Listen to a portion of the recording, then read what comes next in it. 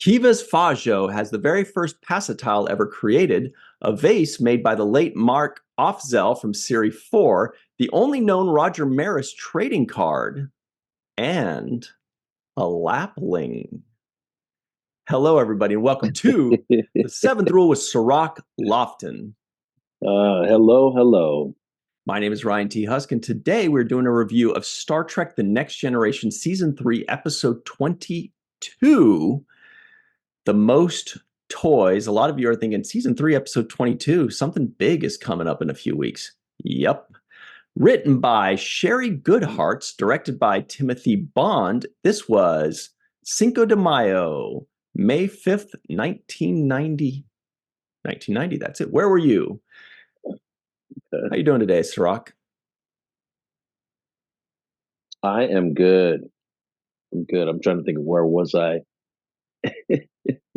1990, Cinco de Mayo. I don't think we were quite old enough to really party on Cinco de Mayo. I was in junior high school. That's where I was.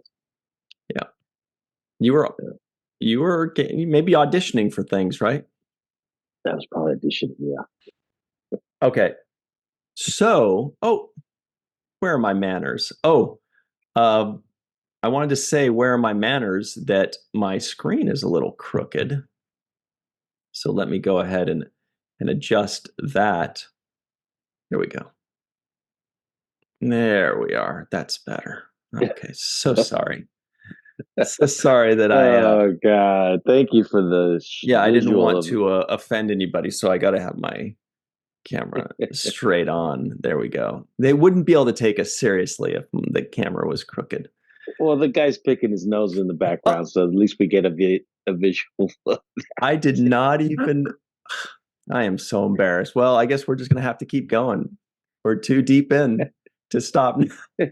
Oh God, too deep in, yeah. I wanted to ask you this, Rug. Did you catch that? When I saw that, I was like, wait a minute, did I just see? I caught it, but I didn't register it. In the back of my head, I was like, did that guy just pick his nose in the middle of the scene? But I didn't rewind it to actually double check.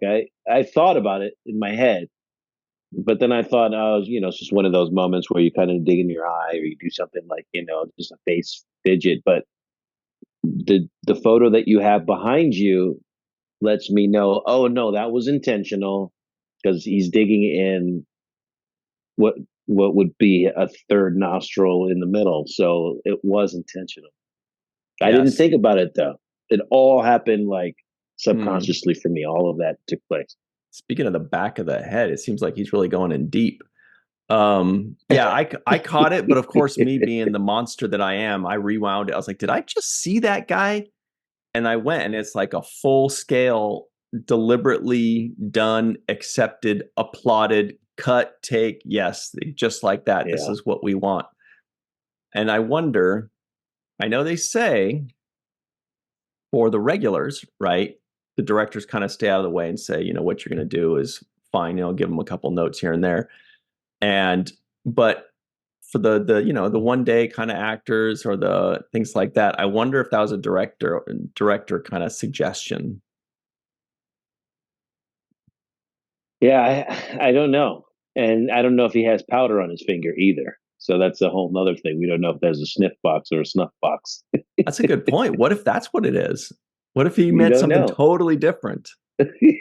Exactly. A little snuff action. Like how long that pinky nail is. Exactly. Because who knows what else they've been collecting throughout the that's the stuff from Pablo Escobar. These collectors of things. But yeah, I noticed it. It happened really quickly in the back of my head, but then I just didn't really think to like double check it. I really thought it was just in my head I justified it as a makeup malfunction type of issue where maybe the makeup prosthesis or something was bothering him. And he gave it a fix. Yeah, or he's pressing it down. I don't know. There's like that's what I chalked it up to. And this piece of jewelry was nuts.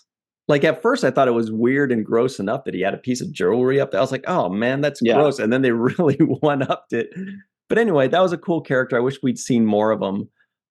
There's a lot of lore to this episode. I don't know if we want to get into that right away, but there's some really interesting things, not all hmm. good, that happened in the recording of this episode.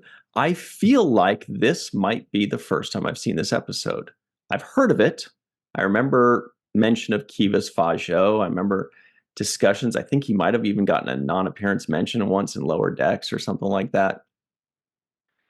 But I was actually really impressed with how well Saul Rubinek portrayed this character. This guy's acting Yes, was nuts. He is yes, freaking good. yes. Saul Rubinek is his name. Yeah. Yeah, I thought so too. I was just like riveting and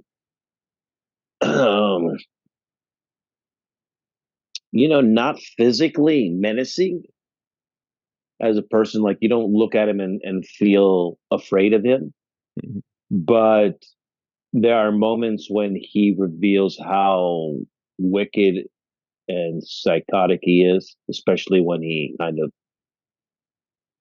threatens the Vera character, whatever her name was. I think it was Viria, I think, something like that. Vera.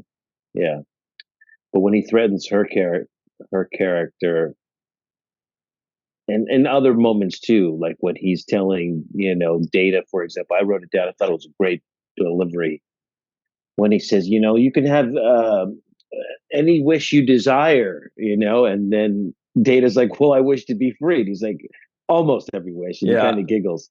Yeah. And that was just like sinister, well delivered as an actor because he was playful and laughing almost to himself. It was a joke that only he really enjoyed.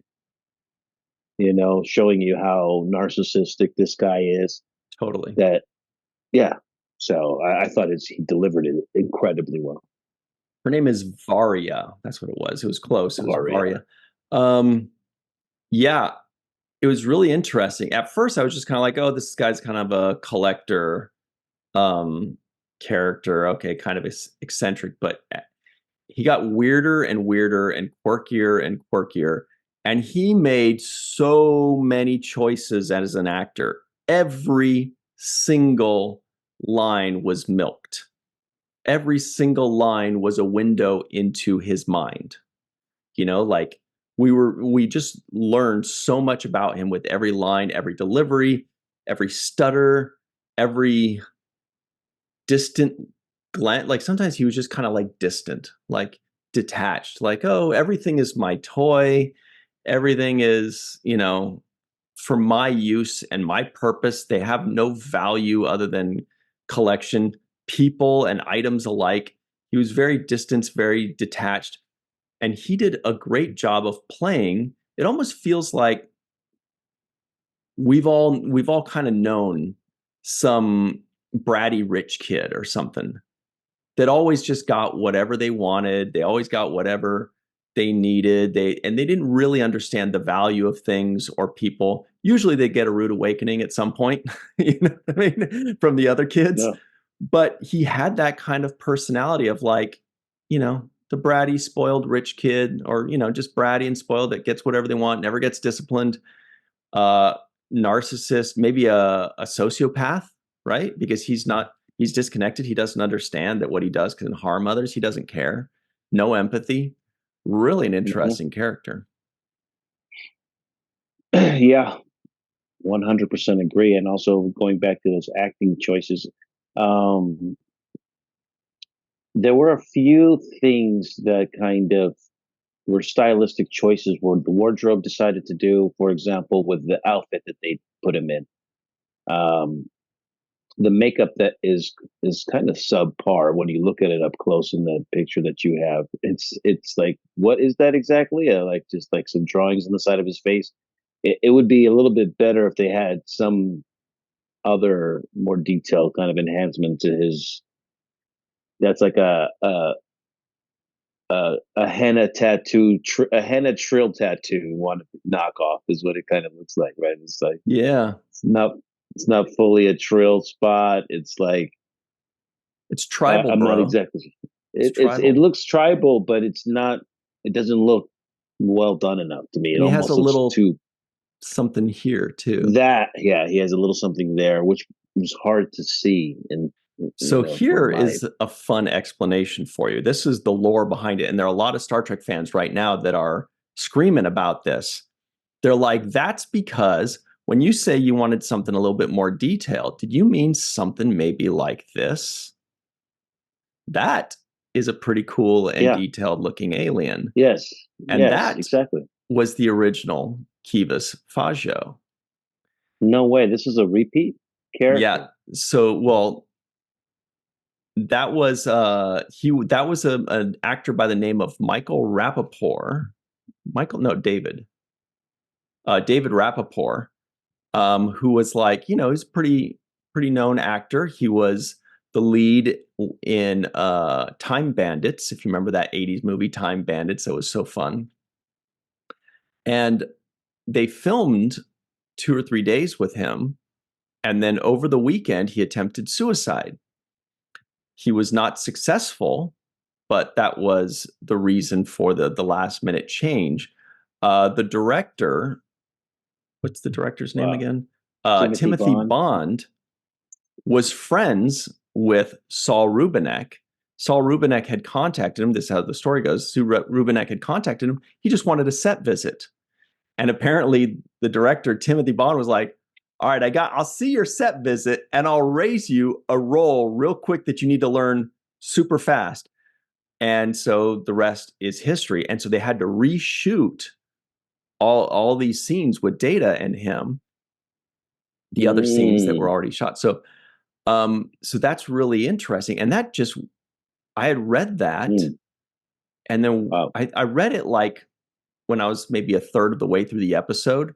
And then I really started to appreciate this guy's performance. I was like, this guy knocked this out so well Mm, on the fly. Like he was a fill-in. These were reshoots.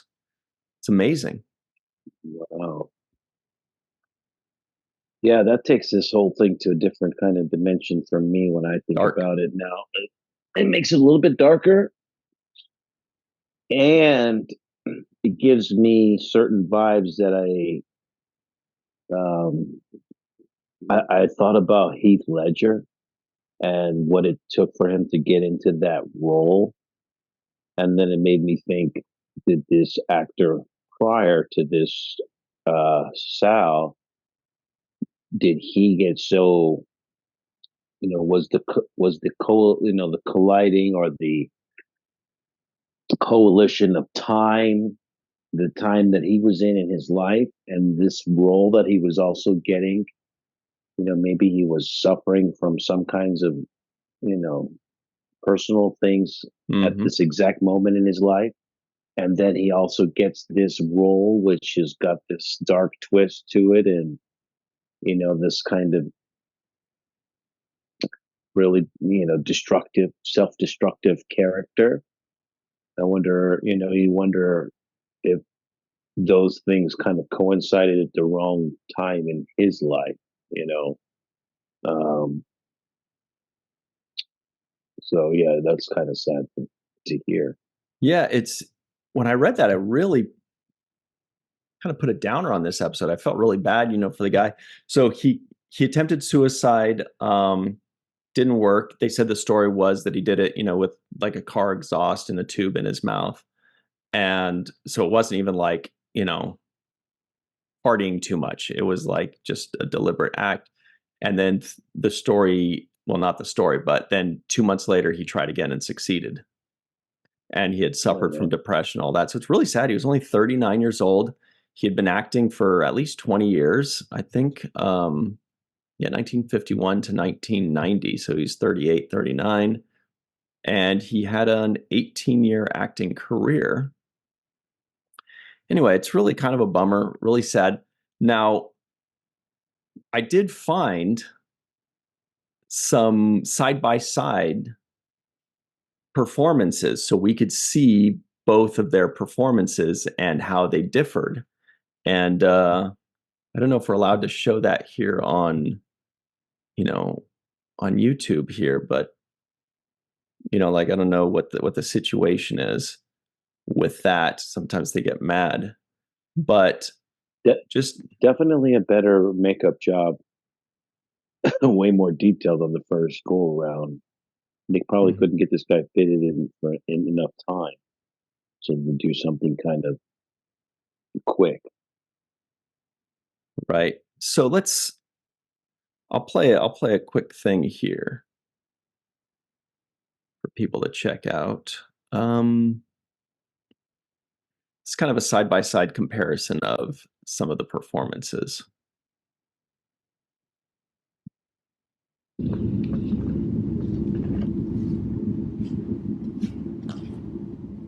You can't hurt me.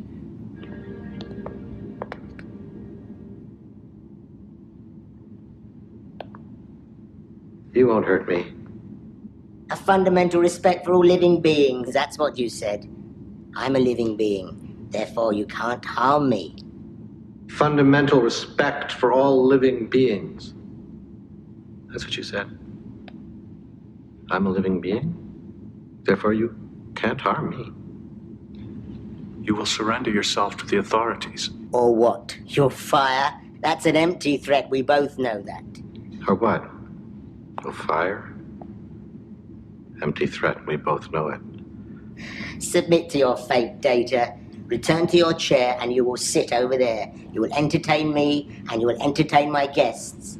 Why don't you accept your fate? You will return to your chair and you will sit there. You will entertain me and you will entertain my guests. And if you do...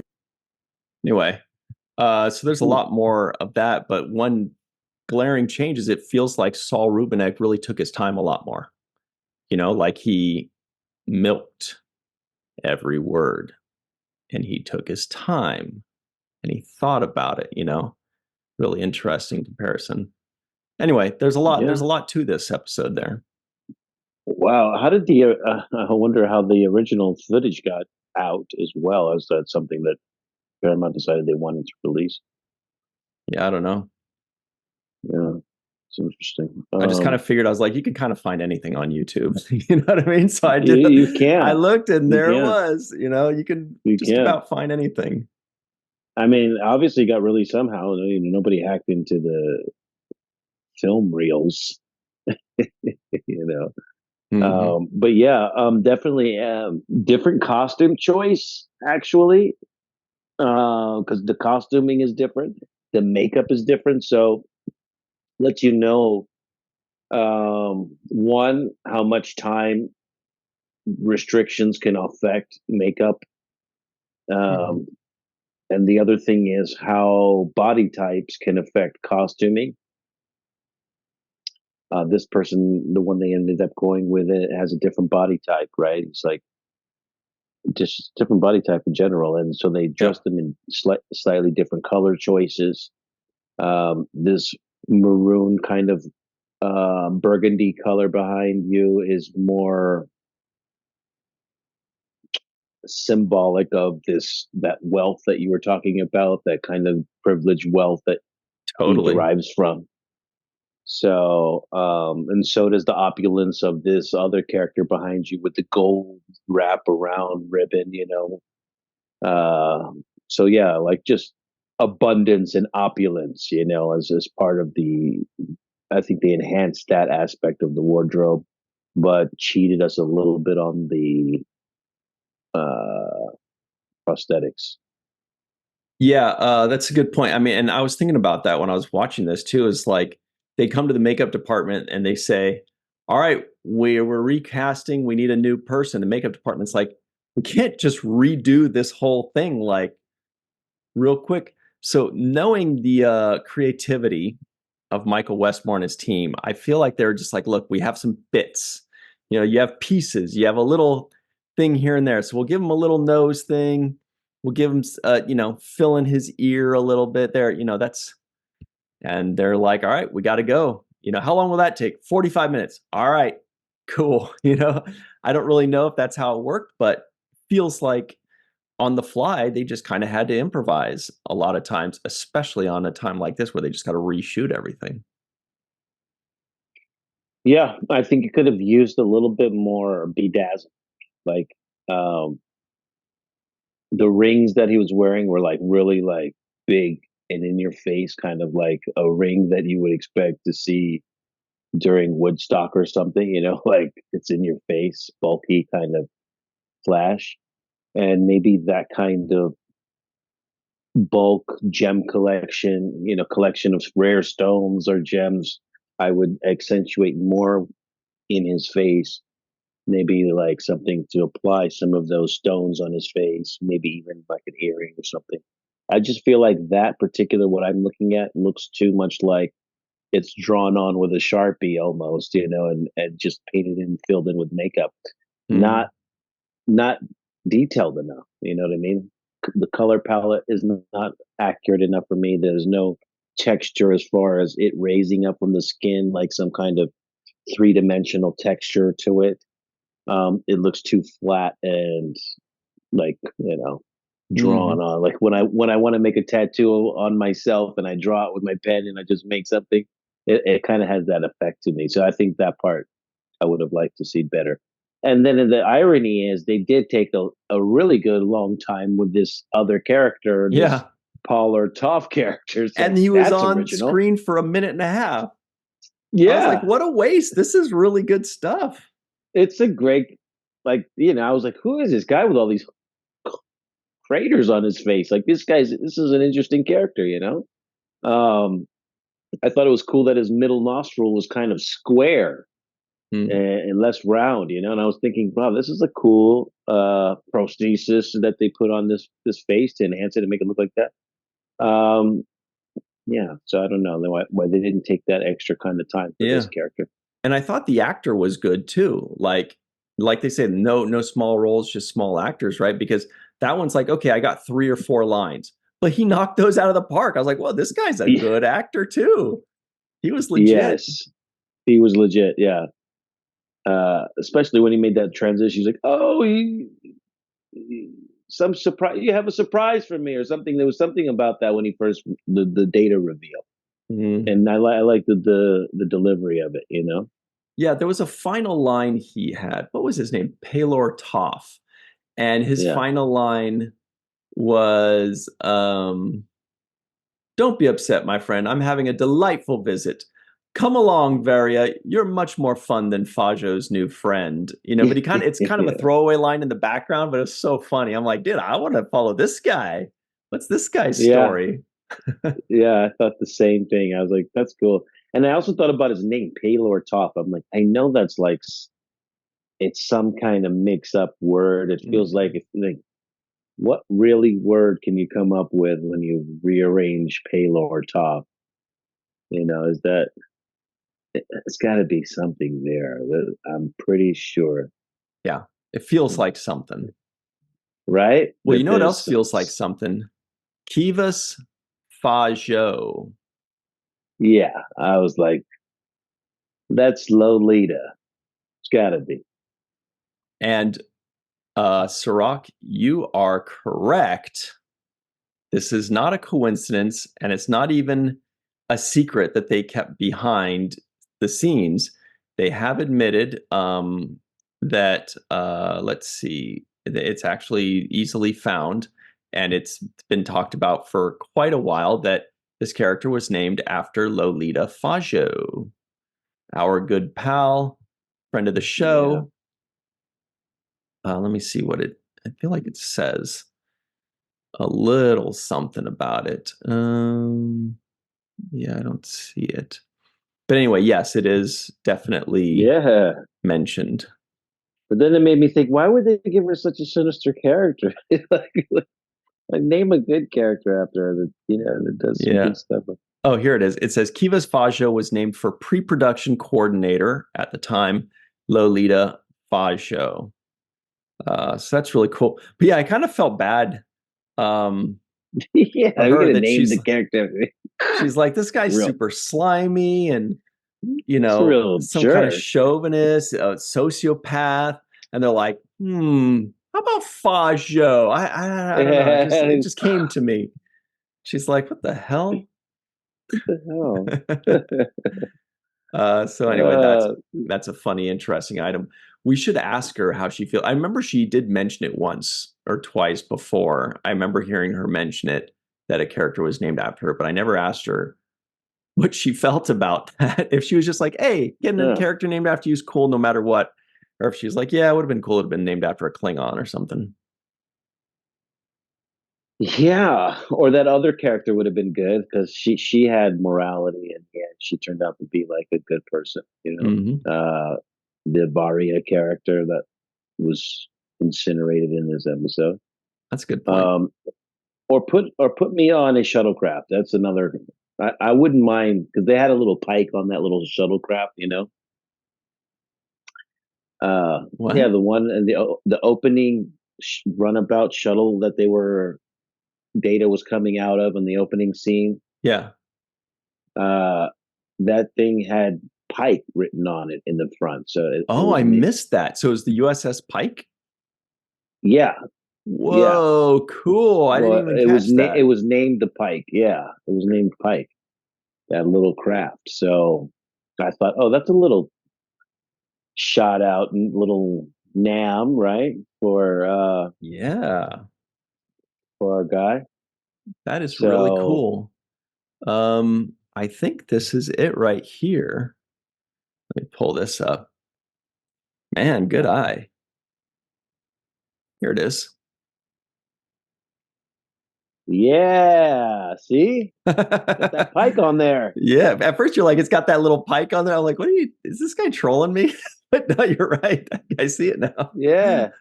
I was like, you could put me on there and, put a Sirach on there. I wouldn't be mad at that. Cool. That's a little low level. See, I was spending time drawing it. That's why I know that it. Damn, good job. That's like the spitting image of what we just pulled up. Yeah, right. Well, Discovery did the USS Eisenberg, which was amazing, and we love and appreciate that so much. So I think, next is the Lofton or the Sirach, something like that. We're going to take a break right now. I will also tease that for something on the other side, I did notice somebody in this episode, and I texted that person and said, hey, I see you. There you are. This is you. And that person sent me back something very interesting, everybody. So stick around. We will be right back. Oh, wow. This is, oh man, there is too much good stuff with this episode. We are the podcast with the most toys, let me tell you. In just a second, we'll be right back on the Seventh Rule. Hi, everybody. Welcome back to the Seventh Rule with Sirach Lofton. These are the Trivioids of the week. They go a little something like this. The Enterprise crew got 81 kilos of hytridium. Boy, they said hytridium a lot of times in this episode, by the way. From Kivas Fajo. The USS Grissom is near the Sigma Erendi system. Kivas Fajo loves Data's detail and balance. Kivas Fajo believes Data is a single-minded android, but very polite. Kivas has the very first pacitile ever created, a vase. He said vase, but it's a vase, made by the late Mark Offzell from Series 4, the only known Roger Maris trading card, 61 and 61, if I remember correctly, and a lapling. The Andorians wished to make a bid on a shipment of Tellurian spices. Data always fell for Riker's bluffs. Lieutenant Worf gets promoted to Ops. We got to talk about that. Is that really a promotion? Just sitting there? Data has not killed yet. Lieutenant Worf is replacing a dead crewmate for the second time. Data tries to mimic the Mona Lisa smile. There are only 5 prototypes for Veron T disruptors in existence. Kivas Fajo has 4 and sleeps with 1 under his bed. Well, there's a lot going on there. All right. Okay, yeah, let me ask you about Worf. Did it feel like a promotion to go from security to ops? I can understand if they say you're being promoted to second officer. Okay. But is ops that, I don't know. What do you think? Yeah, I didn't think it was much of a promotion. Um, you get to sit down, so it's like Yeah. you get to go from riding on the bus, holding on to the thing, standing up, to actually getting a seat. So I guess it is a promotion. It Yeah, it's kind of depends like how getting long an this ride's office going to with be. he went from a Yeah, cubicle to an office with a window, right? basically, because they're like, you hear them when they're like, "Oh, it'll take us 16 hours to get there." That's 16 hours of standing back there, on your feet. You might want to sit down for a little bit. So yeah, I think I would say a chair seat on the bridge is a promotion. But then Wes, he's sitting. I know. He Yeah. got in right away. You know, Yeah. he So pulled his mom's somebody's special card. yeah, anyway, I just thought it was a little weird. Yeah, that's right. That's what it is, nepotism. I just thought it was a little weird that like ops is considered above security. Like I feel like Worf would have been like, I'm a security officer. Like you can promote me in the chain of command, but I don't want to be removed from my division completely and moved into ops. I don't know, unless I don't know, whatever. I'm getting lost in the weeds there, but it seems confusing. I was a little confused by it. Yeah, there were some issues, some things that were confusing. I thought the one thing that was confusing to me was when the guy was like threatening to have Data naked. Like you could see Data's face was like, Fine is with that me. what you're into? You want me to do the helicopter? What's the problem? I'm fully functional. Yeah. So. Yeah, so I guess especially because they made it like some big threat. Oh man, poor Data needs to decide between being naked and wearing clothes. Like, shouldn't Data just be like, whatever? But I do think that they mentioned at some point that Data has some kind of modesty subroutine or something like that. I don't know. Okay. But Yeah. This guy was so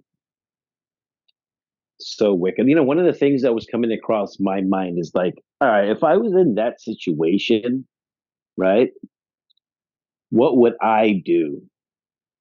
I can't approach him. I can't approach the guy, right?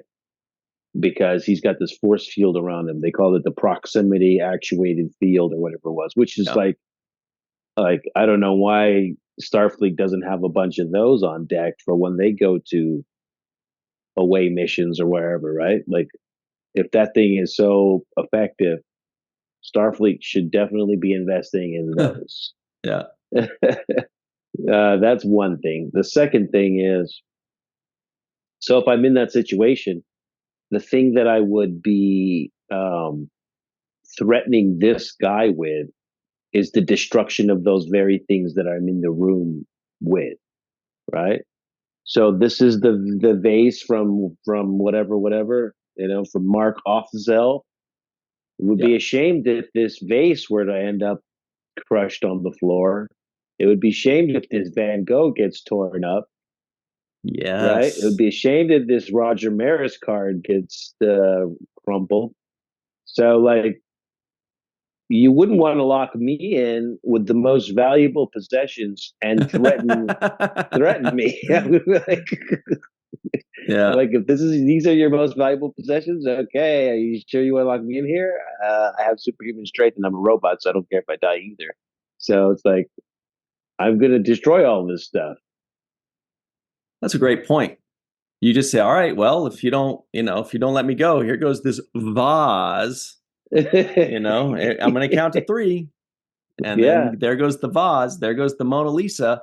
Roger Maris, I won't mess it up. I'll put it in my pocket though. So, Yes. and Do it'll you have a get, card protector for this? yeah. Remember those days where you would like open up a pack of baseball cards and you would have your card protectors ready so you could just like Yeah. slide it in. It would be like never touched by human hand. Gary Yes. Sheffield rookie right here. Never once been touched. Yes. You know what I mean? Yes. Oh Yes, man, I those do were the remember days. those days. All right. That's why when I see those cards, I always think about who has those cards. I would Yes. love, like, if I could kind of have a time machine and go back and get like that Willie Mays card in a Deep Space Nine episode. I would want that. I'd want the Buck Buckeye card, and I would want this card. I would like to have the baseball cards of Star Trek, and those are the three that I can think of off the top. That would be fun.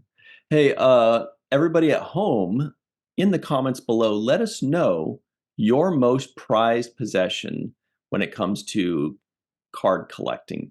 If you collect cards, what do you have that's really cool? I've got 3 Barry Bonds rookies that I'm very fond of. And I got a Shaquille O'Neal rookie card, which is pretty cool.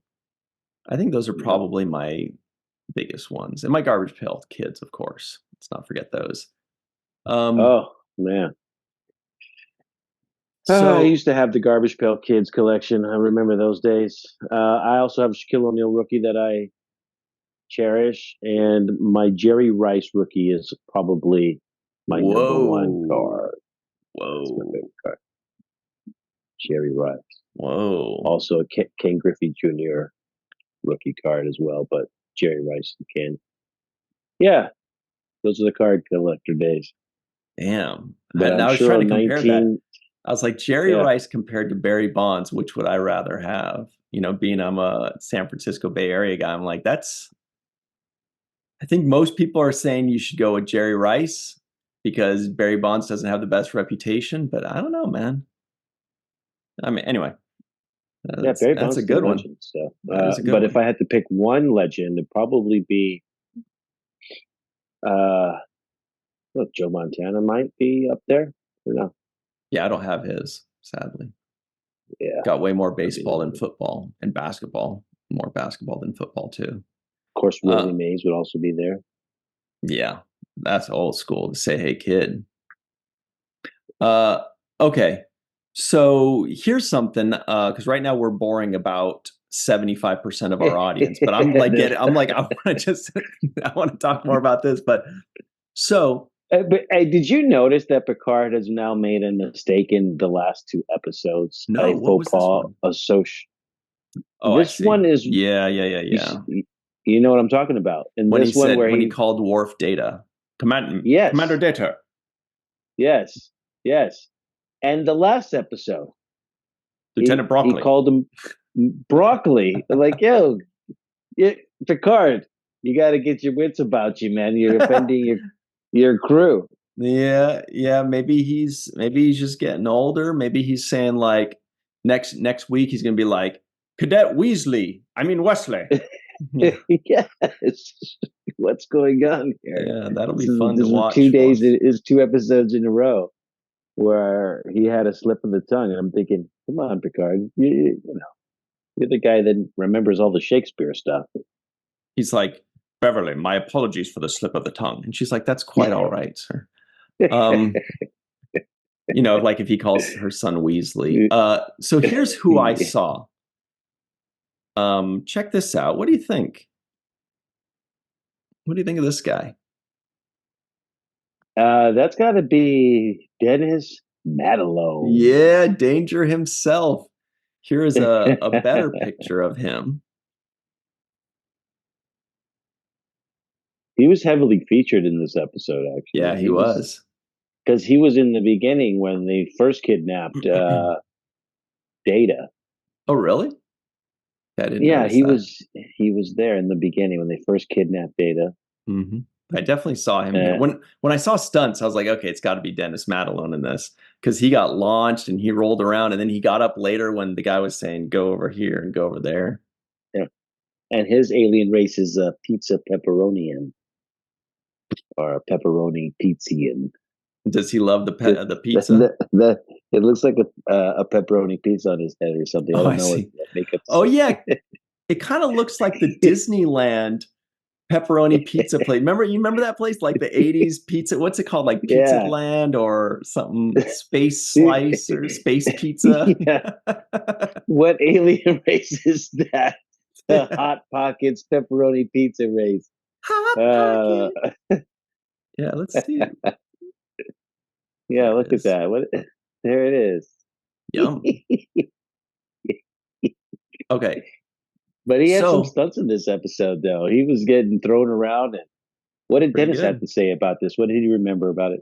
Well, so I texted him those two pictures and I said, I see you, good friend of Sirach Lofton's. Man, I can only imagine how much fun this guy was. This guy, you must have just loved working with him. Yeah, So he's great energy. he says, of course, he said, I hope you mugs are doing great. I think that's mug is a good thing.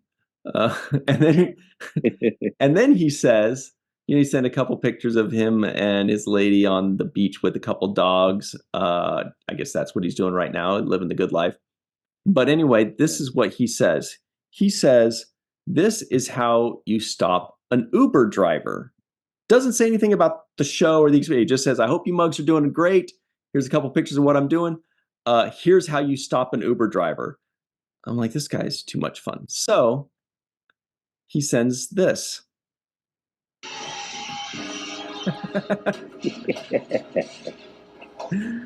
He just sends a quick clip of him on The Greatest American Hero. The sheriff ripping the door off. He just had that on hand. He's like, here's a little gift for you and your little friends. I can't. That guy's just like, seems like he must have been amazing to work with. And he was doing his good. He had his moment to act in this episode where he didn't have any lines, but when Data grabs him, he does one of those like, yeah, and he's he gives you the over he has the big facial expression. No, that's a different scene. We didn't see that scene. But he does give you that over like, oh my god, my wrist is, and then you're grabbing me on my chest and you're throwing me. So he does that whole like, performative kind of, that's his stunt man in him. So I loved watching that. It made me laugh when I saw it. He just gives that vibe of a guy that just loves what he does. He just loved every second of it, it seems.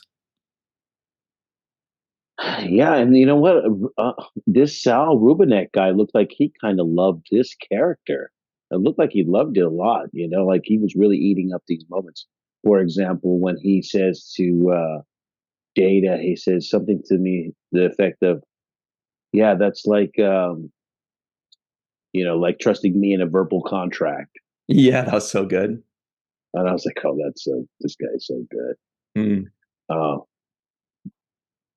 And also the moment when he tells the Varia character, he says, you remember when we met 14 years ago, you were barely an adult? And I was like, this guy's so creepy, man. He's like, there are plenty of other Varias out there. Whatever. I'll just go shopping around the local space college or whatever. What about when Data went? The guy was gone and Data was playing with the sapling or whatever it was. And he was looking at the alien. He was going, lu, lu, lu, lu, lu, lu. No, he went, lu, lu, lu, lu, lu, lu.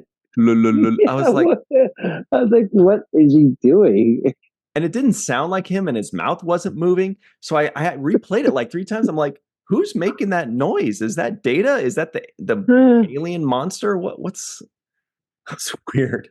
I couldn't believe that. That didn't seem like, okay. So if I'm a robot, like, I don't know, just weird that he was entertaining himself in that kind of way. It just didn't seem natural. When I was watching Saul Rubinek and his acting, a lot of times his style, and this is not an insult, this is a compliment, reminded me of John Billingsley. There was a lot in the way he delivered things, and that he would kind of say things in a certain way out of one side of the mouth, or kind of doing things where I was like, this guy has a similar style to John Billingsley. And, I mean that as a compliment, absolutely, because I'm impressed by both of them. But it was just interesting. It hit me a few times. It was definitely not a one-time thing. But anyway, just a thought. Yeah, well, along those lines, that was another little pickup that I noticed when he was entering the safe combination and he looked over at Data, like, no, like, I know you're going to try to, read the code. There was that little interplay right there. Those are little moments I think, the actors get to play and a little bit something extra that may or may not be in the script. And I feel like that kind of like moment where he hides it and he looks over at him and plays that moment is him just being playful with that character. It could be in the script, but that's just my guess on it. Mm-hmm. There's some things that kind of jump out at me in this episode, and they're mostly comes with Data. One, Data realizes that this woman that he just met is about to be vaporized by this psychopath, and in an attempt to save her life, he decides, I'll sit in the chair, Mm-hmm. That's which good. showed a lot of like compassion on his part, and just saying, okay, it's not me making this stand is not worth this woman going through this kind of agony. I thought that was a great moment.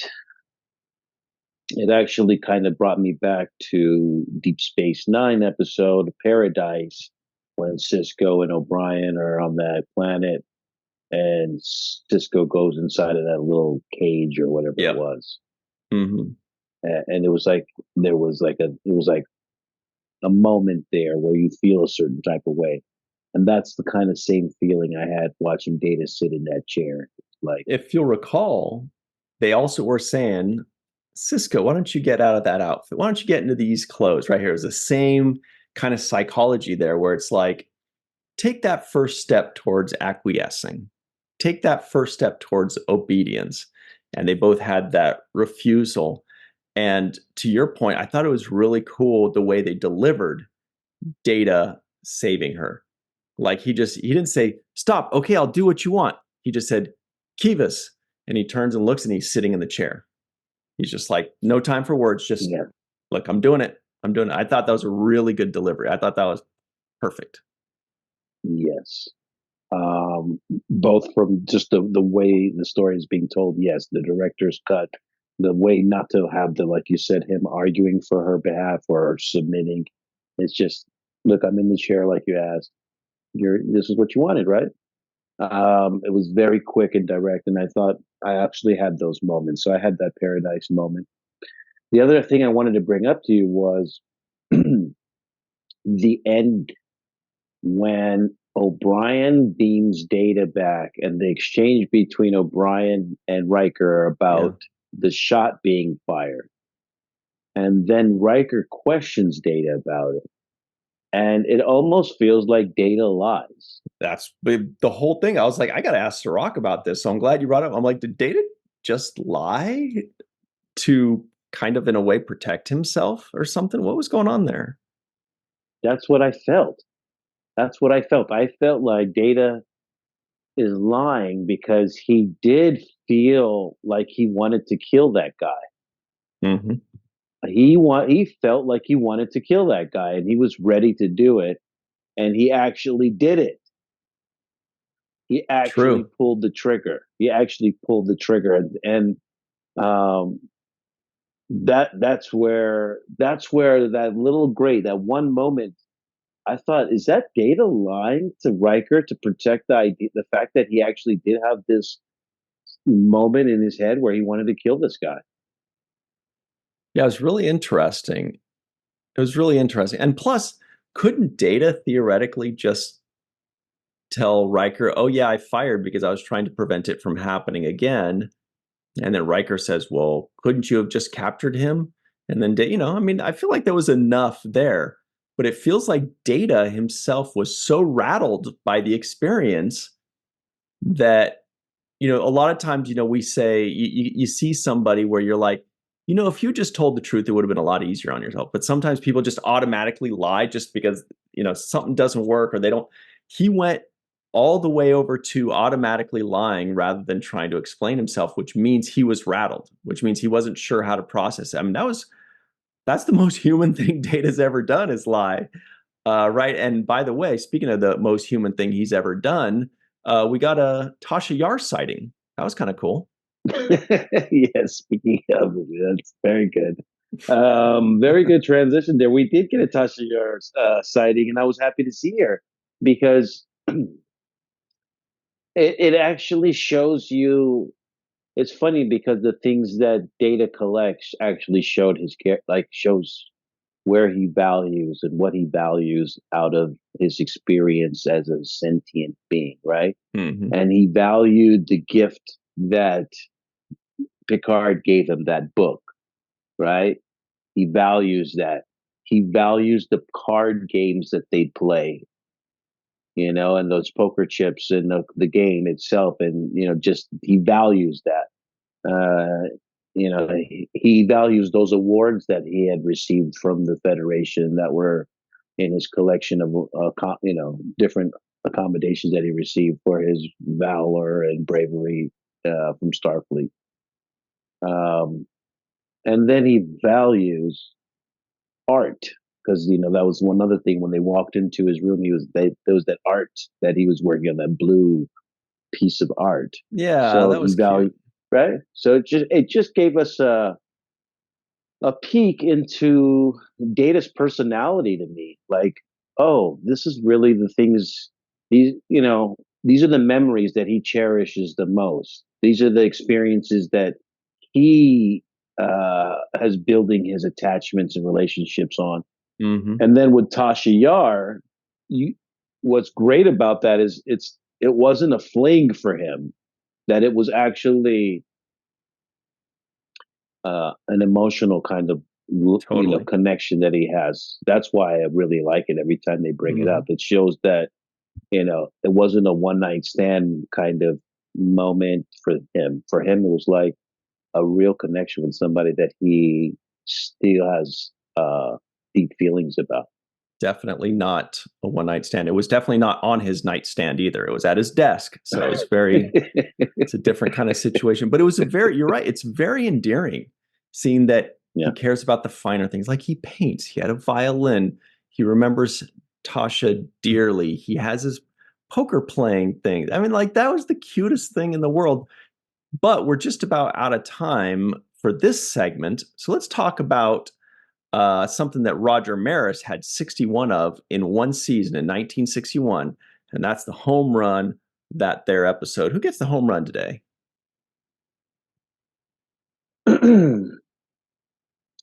Oh, yeah, it's going to be very close. It's a very close. I've given it to Data so much, and to me, he really is probably my favorite character on this show so far. I just love Data, and he's just delivered so many excellent performances. So I'm going to give it to Data. I love Data's performances in this. It's just hard for me to understand how somebody who plays so robotic also can make me feel so emotional. It's great. He does both. And of course, the honorary home run would be for the guest actor of this episode, Sal, who stepped in, and Sal Rubinek, just stepped in, did some big pinch hitting, and filled some pretty big shoes in the last minutes, and I thought delivered really a great guest starring role. Very memorable. Totally. Data's got that innocence, and people, you can't help but feel something for the one that has nothing but the purest of intentions. He's not going to pick on somebody. He's not going to bully on somebody. He's not going to feel offended if somebody's mean to him. So we feel offended for him. We feel bad for him. I'm giving the home run of the day to Saul Rubinek myself because I was really impressed with his acting, and more so as the episode continued. That's where I go with that one. However, here are some other people that have hit many home runs in their time, the first of whom was named after it. Homer Frizzell, Dr. Anne-Marie Siegel, Eve England out in Wales, Yvette Blackman Tom, TJ Jackson Bay out in Missouri, Titus Muller, Dr. Mohammed Noor, Tierney C. Diekman, Anil O. Palat, Joe Balsarati, Mike Gu, Dr. Stephanie Baker, Carrie Schwent, Faith Howell, Edward Foltz, live from Tokyo, the Matt Boardman, Chris McGee, Justin Weir, Jake Barrett, Henry Unger, Allison Leach Hyde, Julie Manisfee, Greg K. Wickstrom, Jed Thompson, Susan V. Gruner, that's Dr. Susan V. Gruner, Glenn Iverson, Dave Gregory, Tim Baum, Chris Sternett, Chuck A. Check out Chuck A's plates, by the way. Joanna Yunker, Amiram Mizne, Nora Vega, Ed Jarrett, Steve Case, aka Joe Bugbuster, and of course, Jason M. Oken. All right, everybody, we will be right back. Stick around for the free-for-all on the 7th rule. Hello, everybody. Welcome back to the 7th rule. This is the free-for-all. It's finally here with Melissa Longo. And Jason M. Oken, who is obsessed with one of our backgrounds. Agent Carrie Schwent is here, aka Crafty Bear. Chuck A with Chuck A's plates. What's up, Chuck? Hey. We've got Steve Case, aka Joe Bugbuster, is also here, as is Allison Leachhide. Cool shirt. Chris McGee is, oh, it's a cat. I didn't realize that. I just saw the L cars.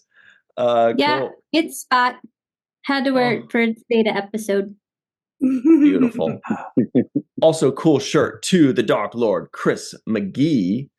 Wearing a cool Melissa creation. Where can you get that, Melissa, and the shirt you're wearing? At Walking Art Made by Melissa at theintrovertedrepublic.com. See? All right, Jake Sisko guesses the IMDb score. I would say this episode is a 7-7.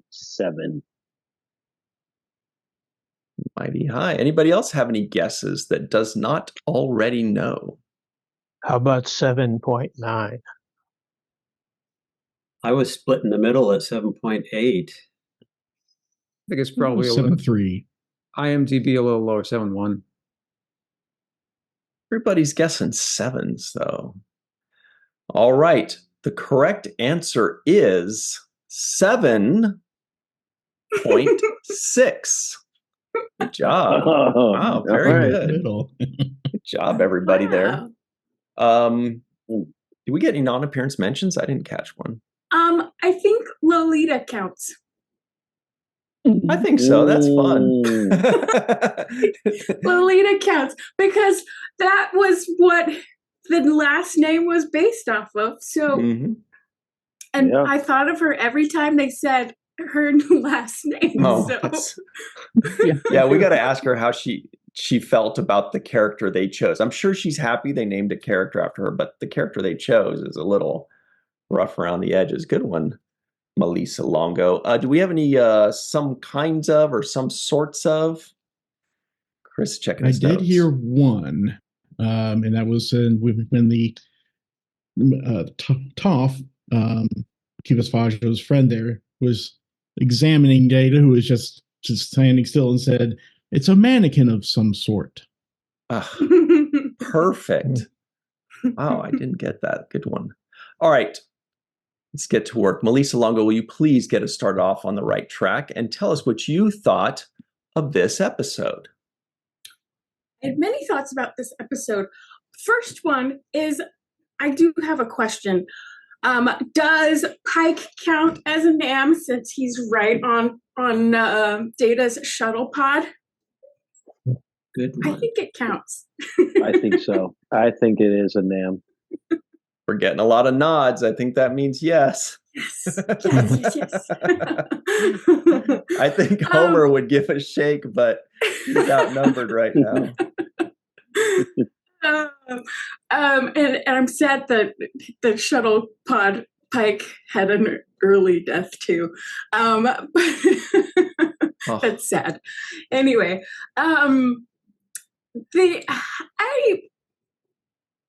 I should be a little bit perturbed that they have so many Data episodes, but I'm not because I think Data is so wonderful a character, and he's so. I definitely understand why they use him so much, because there's so much that we can learn from him, because he's a different kind of other, and we can explore our humanity through him. And there was one line that stood out to me the most, and it was in the very last scene of the episode. And it's when Data tells Kivas that all of his possessions are being confiscated and returned to their rightful owners. And then Kivas says that it must make Data feel good. To which Data responds, "No, sir, it does not. I do not feel pleasure. I'm only an android." Specifically when he says, "I'm only an android," because it's so weighted, and because he's not only an android. He's so much more than that.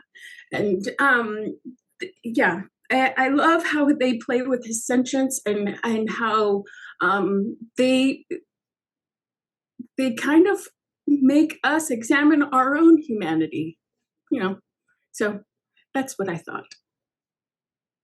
Excellent stuff. Thank you very much, Melissa F. Longo. Jason M. Oken is here. He's going to tell us what he thought of this episode and the directing. What'd you think? Well, in terms of the episode, I've always liked this one. It is a little bit different than many other episodes, and probably because of its history, it is a little difficult for me to watch, and has been for a while. But I think what stands out to me out of all of this is really the acting. I mean, for much of the episode, we get this two-hander with Saul Rubinek and Brent Spiner, and they're both terrific. And this is what makes the episodes worth watching. I mean, you can go back and think about sort of the themes that it's trying to show us. I mean, you can think of it as, sort of this acquisition in capitalist society, sort of a comment on that, especially sort of on the, I guess, the upper echelons of society that potentially have things that some think are acquired through illicit means. They may or may not be, but that's the comment. That maybe we should feel good about that being taken away and given, as Melissa said, to their rightful owners. It depends on your point of view. Some people think it's fair. Some people think it's unfair. But this is something that, this makes you think of as you watch it. I think visually it's appealing. Timothy Bond, I think, did a pretty good job. There are a few things I'll talk about later that certainly made it stand out for me. Some ways just kind of jarring a little bit even. But it certainly makes you sit back and think. There's not a lot of humor here, but it's just it's certainly something that is worth watching. And anytime you get Danger Matt alone at the beginning and at the end, something's going to happen. Yes. Excellent stuff. Thank you very much, Jason M. Oken. So far, you and Melissa have both pointed out things that Sirach caught that I missed at the beginning of the episode. The Pike shuttlecraft and Dennis Matalone at the beginning of the episode. I only noticed him at the end there. Yeah. All right, Carrie, you're up next. What did you think of this particular episode? I really liked this episode. Yeah, all the Brent Spiner's acting in it is fantastic, and considering the short notice he had, Saul Rubinek was just fantastic at all those different layers that character had. And of course, I love him very much from the background behind me from Warehouse 13, which also over the course of its 5 seasons featured at least three other Star Trek actors. You had Kate Mulgrew in it for a couple of episodes. Jerry Ryan was in it for a couple of episodes. And as my husband likes to call him, Renee Uberduber was also in a couple of episodes, and his character was so adorable. But yeah, Saul did fantastic. I felt very much by the end of it for Varia, because she had been with this guy for a long time.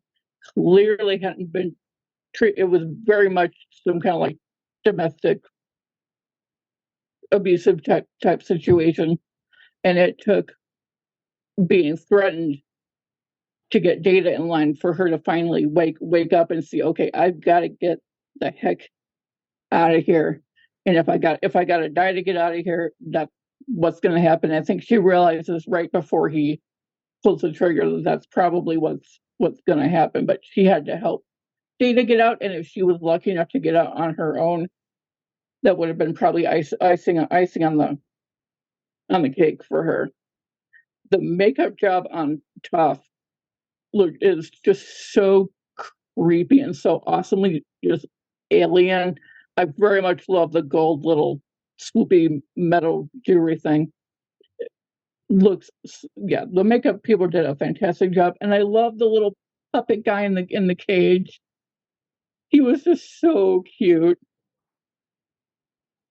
And I've got a couple small things for things left unsaid, but I'll finish off with my limerick for the week, which is kind of a poetic warning to anyone thinking of going into collecting. We all have things that bring us great joy. There's no great sin in collecting your toys, but get them the right way, or they'll get taken away. Be smart in the methods you employ. Excellent.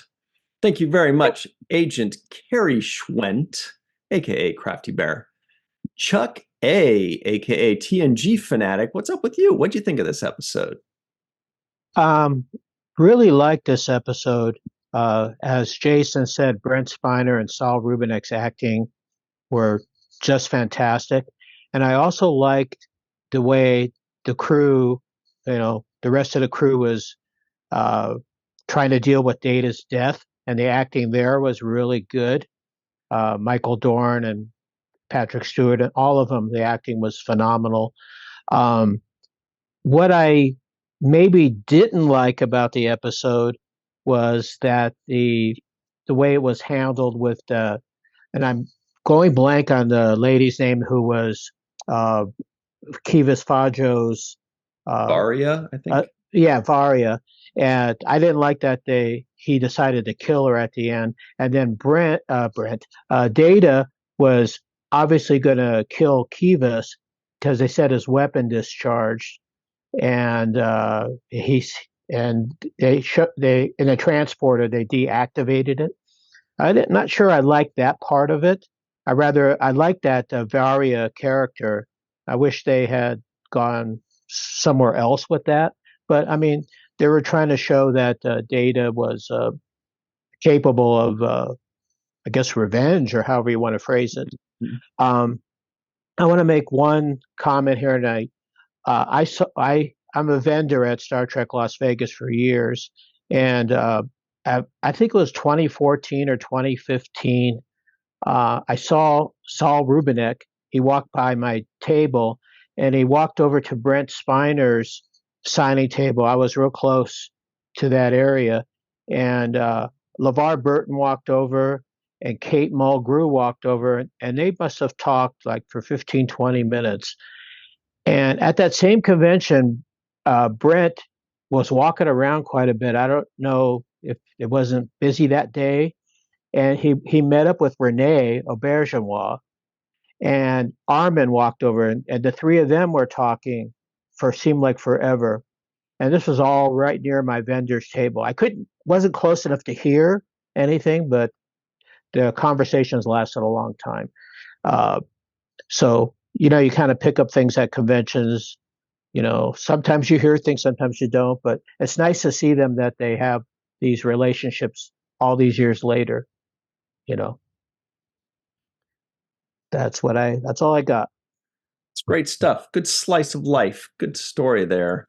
I always try to picture those old school days, like what it was like for those of us that didn't really go back in the days. I feel like it was more fun in a lot of ways, but maybe I'm wrong. Actually, real quick, Chuck, you've been to conventions recently as well. Was it more fun back in the day or nowadays? I think back in the day, the conventions were busy, but they weren't overly busy. So, if I had time to maybe walk around and buy a few things or talk to other vendors, like in Star Trek Las Vegas recently, it's pretty dang busy. So I try to walk around, and I've talked to a lot of people from the Seventh Rule, and I managed to talk to a few actors this last show, but those were on like the maybe the Wednesday, Thursday, and Friday. But Saturday and Sunday is so dang busy, I can't do anything. But yeah, it's just sometimes it's overly busy. you can't walk down the aisle to get through to wherever you're going easily. But back then it was busy, but it wasn't really that you couldn't negotiate the convention floor. That's pretty cool. You meet people from the Seventh Rule there. Good deal. Thank you. Talk to a lot of you. Thanks very much, Chuck A. Steve Case, aka Joe Bugbuster, is here. What's up, Joe? What do you think of this episode? I liked it. At first, I thought of it as a Data episode, but really it was more of a Data and Geordi episode. It had two main plots. The one was, of course, Data getting kidnapped, and the other was Geordi determined to figure out what had happened with Data. And then there was that third plot that kind of stitched it together about dealing with that planet's poisoned water supply. I was really impressed with the string of technobabble at the beginning from Patrick Stewart, just explaining all of this about the chemical and the planet and what they were trying to do. I wondered how many takes that took for them to get. It was not a shoot 'em up episode by any means. It was more of a thoughtful episode, probing what Data is all about. And I was especially intrigued by the last two scenes where Data is faced with making moral judgments and at least appears to lie or deceive or something like that to both the Enterprise leadership and the villain. So I know that Trek doesn't break the fourth wall, but I really half expected Data to wink at us at the end. Like, no, I don't feel anything. No, I'm not taking joy in seeing you imprisoned and all of your goodies taken away. I also enjoyed seeing Tasha in there twice. So it's too bad that she didn't get credit for that. It's almost too bad that she wasn't here today with us, actually. But we get to see her both when they were checking what's in Data's desk. And also, she was mentioned by Troy, and she observed that this was Worf's second time replacing a crewmate who's died. Great stuff. Thanks very much. Talk about a downer. Yes. You're raining on my promotion here. Yeah, really. He's like, so basically you only get promoted when someone dies and we don't have a choice, right? That's how it works. But that would have been great though if Data goes like, I do not take pleasure in this at all. Walks away. Yeah. Like Mr. Roper. All right. Thanks very much, Steve Case. Allison Leachhide is here. What's up? What'd you think of this one? As time has gone on, I've liked this episode more and more because as a kid, I did not like it. A creepy dude stole Data. Like, I did not like the episode. But as I've gotten older, you can see all the acting beats in it and the great costumes and makeup. And it's visually very interesting to watch. And I really love the bit where at the end when, Varia is being used to get Data to do what Fajo wants. And her complete flip around at that. I'm like, ooh, we're doing full on hell hath no fury like a woman scorned. Yes. She's like, you try and kill me, I'm going to bring you down. Like, yes, let's do that. So as I've gotten older, I've really liked that. But this is the first time I've caught the line in that scene when Fajo goes, she was barely an adult when I found her. And I just went, ooh, no, ew, gross. So that really gave an extra level to how creepy his character was and, just how much they did put into these characters, even if it is just a one-off for this episode. So the more I've watched it, the more I've really enjoyed the amount of work that got put into this. But my biggest question is why is Geordi in his uniform and his boots asleep in the dark with his visor off? Like, you could I mean, Troy gets to wear pajamas. So does Picard. Why can't Geordi wear pajamas? So that was my Those main. were his pajamas. Yeah, that's sad. You need real pajamas. Got to That's change his your pajama uniform. He was working so hard on solving the mystery that he just collapsed on the bed while he was still dressed. He was like, I just got to rest my eyes That's for what a I thought minute. too. I just got to. Just 1 minute. 1 minute. Yeah. And also, I was very unhappy he had Starry Night. So I'm like, no, you can't have Starry Night. Got to be in a museum and loved by all. So those are my thoughts on this episode.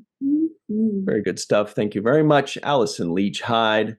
Chris McGee, the Dark Lord, is here. He's trying to read everything that Jason M. Oken just put in our chat. It's a long one, but it's good stuff. What do you think of this episode? What did I think? Well, I love this episode, mostly because our notable guest star, Saul Rubinek, is a delight to watch.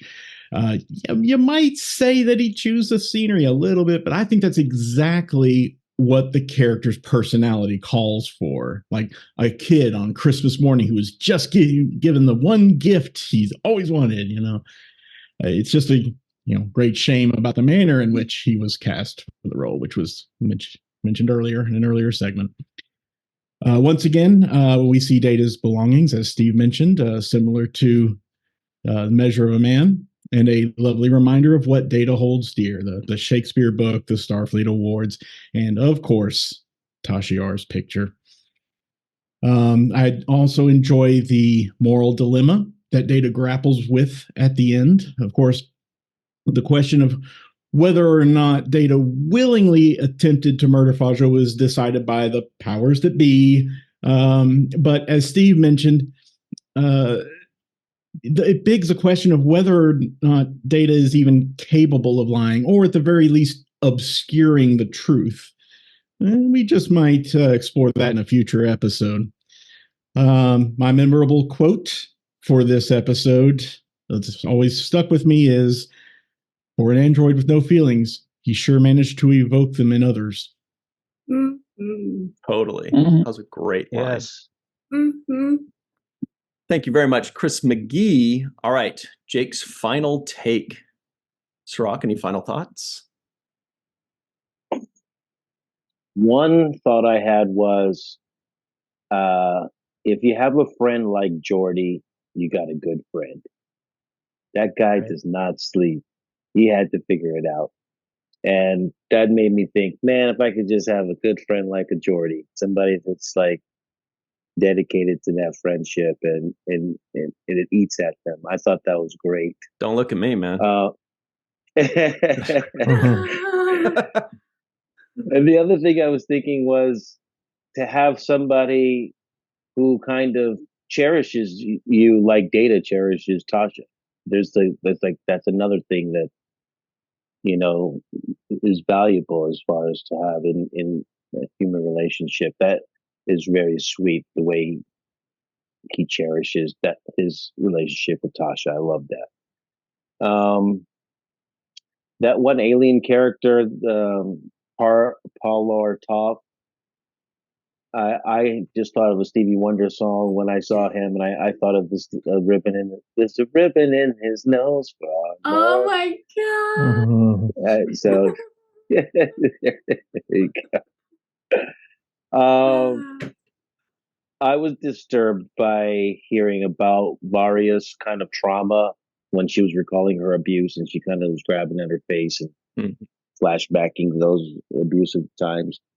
I felt really bad for her, and also made me think about what other abuse that the other guys went through, the Dennis Matalone characters, like what was being held over them, or what form of manipulation was being used to keep them on board with the program. But yes, the other thing is Data needs an air tag, because that would have just solved this whole thing in it really easily. If he just had an air tag on him, we would have known that there he is. He's right there. So that's my final solution for this particular problem of trying to locate data. That would have solved it. But in the end, I did like the episode. I mentioned before about Picard kind of slipping. He's 2 times in a row where he slipped a little bit. You can't call Worf Data, and you can't call Barclay broccoli. So you got to get it right, Picard, because you're slipping on me. Mhm. And yeah, that's pretty much my my final. The rest I'll leave to things we said. I left unsaid. And you don't mess around with Jim. Am I right? Somebody knows that song. Allison does. All right. Thanks everybody for hanging out with us. We really appreciate it. Thanks to Chris, Allison, Steve, Chuck, Agent Carrie, Jason, and Melissa.